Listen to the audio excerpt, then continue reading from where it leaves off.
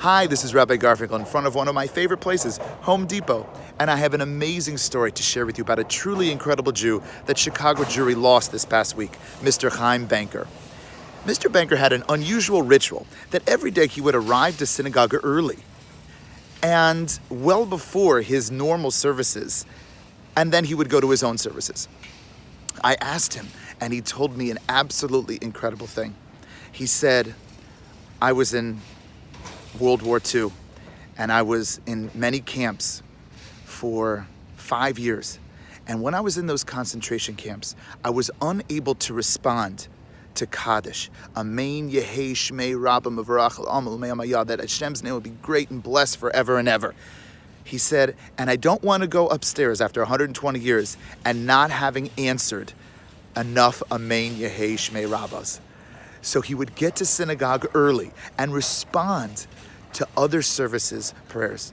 Can you imagine this? Now, this is a crazy story because we have a concept in Judaism that if you're forced not to do a mitzvah, you don't have to do the mitzvah. He was totally exempt. He was being chased by Nazis. He's in concentration camps. He's not obligated to answer Amen Yehei Shmei Rabbah, but he wanted to go the extra effort.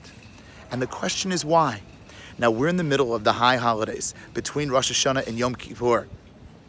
And many Jews don't, unfortunately, want to do extra. They want to do just the bare minimum. And the question is why?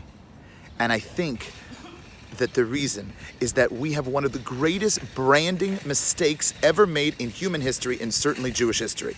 Most American Jews think that the high holidays end with Yom Kippur, but they don't. They continue on to Succos and Simchas Torah. Rosh HaShanah and Yom Kippur are days of awe, of judgment, how much money we're going to make this year, our health, our wealth, everything's on the line. We're in a courtroom. But the high holidays don't stop there. They continue on with Sukkot and Simchas Torah, days of joy, days of dancing, days of true happiness. And you cannot be a Jew and only be serious. You must have joy and happiness. And that is the great secret that I think that Mr. Banker knew, that even in those dark times, he knew that being a Jew is about being joyous and happy. And so that's what I'm doing out here in front of Home Depot, getting the supplies I need for my sukkah. So, call to action. If you are in Chicago, tomorrow at Mesero Financial at noon, we have an amazing lunch and learn where we're going to learn about the holiday of Sukkot and how amazing it is and how special it is and how wonderful it is to be Jewish. But if you're out there listening in cyberspace, find a sukkah after Yom Kippur. You're not off the hook, but trust me, you will feel the joy and feel the inspiration of Mr. Chaim Banker of blessed memory. Signing off from Home Depot.